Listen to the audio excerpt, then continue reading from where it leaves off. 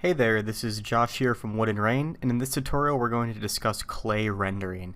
Now, clay rendering is a super useful technique that allows us to view our scene with just a base material and the lighting that's present.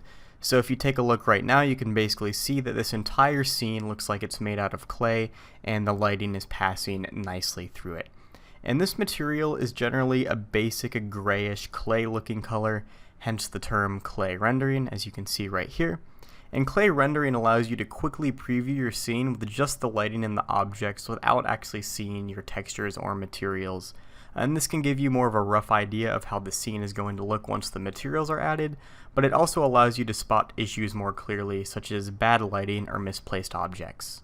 Alright, before we do anything very important, make sure you save this as a separate file because we're going to be destroying the materials in our scene and we want to make sure we have a separate file so we can come back to it.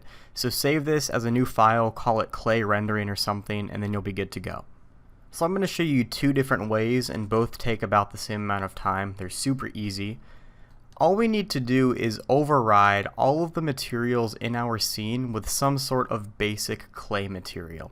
And to do that, we're just going to add in some sort of object. It can be anything. I'm just going to use a cube, kind of move it out of the way so I can see the scene.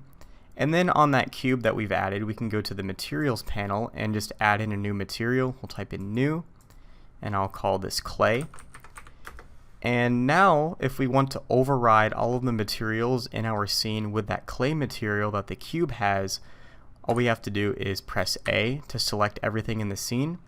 Then we're just going to shift select this cube twice just to make sure that's the active object there. It'll have more of an orange border and this one will be darker orange. So just make sure your cube is the active object.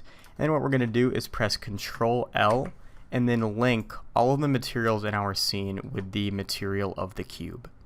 Now if you have multiple materials stacked, sometimes it doesn't get everything, so usually what I do is I just remove those material stacks so that way the clay is at the top. So I'm just going to do this for the objects that didn't quite get overridden, so over here and over here, and I think that's everything. Now I am going to leave my windows because I want to make sure my windows allow us to have the light pass through, so I'm just going to leave the glass how they are. I can probably get rid of the window color though. So I'll leave the glass and then everything else should just be a basic clay material.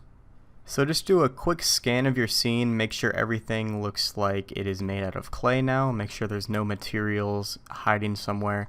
Looks like mine's good to go. And now all we have to do is crank the roughness up on our clay material to a value of 1 so that way there's no sort of reflection. The alternate way you could have done this is you could have went to the render layers panel here and went over to override and just chose the clay material for your material override. But I don't like doing that because it gets rid of my glass material since it overrides every material in your scene.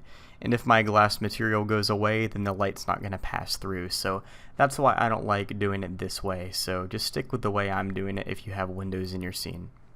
So the hard part is finished, the rest of it is super easy.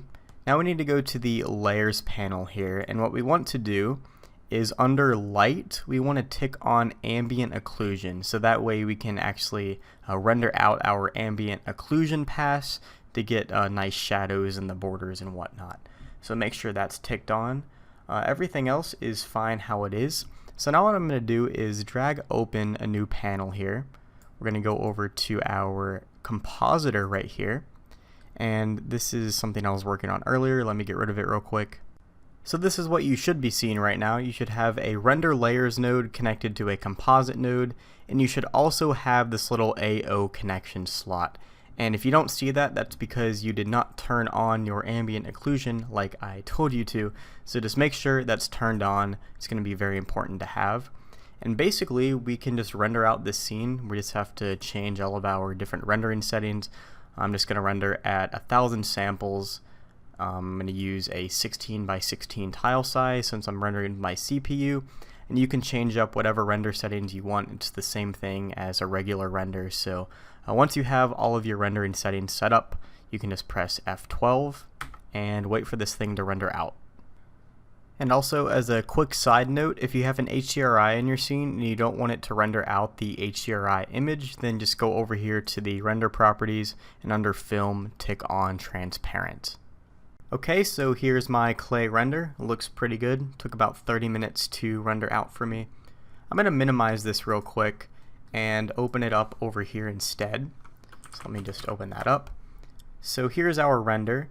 And in the compositor, if we instead view the AO, if we connect this here instead, you can see how the AO pass looks. So when we have this AO connected, we can see how the ambient occlusion is working. And when we have the image connected, we can see how our main render is looking. Now what we want to do is combine both the main render and the ambient occlusion pass to get a nice looking, more realistic render. So what I'm going to do is press Control-Shift, left-click to add in a viewer node, and to mix in the AO with our main image, all we have to do is add in a color mix node here. We'll drop that between the viewer. We'll change it to multiply so that way it ignores the white values, and then we'll drag the AO slot to the bottom one here. So now basically what has happened is it has combined our main clay render with a little bit of ambient occlusion. So by default the factor is set to 1, but you're more than welcome to kind of adjust the factor to something that balances your scene a little bit better.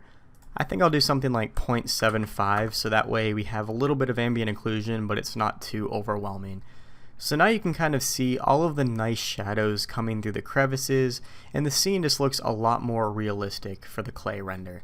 So here it is with just the main image, and here it is with the ambient occlusion combined. I think it just looks a little bit better that way. Now in order to save this clay render, we need to make sure our multiply node is connected up to our composite node, and if you go over to the UV image editor you should see the change reflect in there, and then all you have to do is go to image and then save as, and then you can just save it to your computer. So that's it. That's how you do a clay render. It's super easy and allows you to have more of a generic idea of how your scene is going to turn out.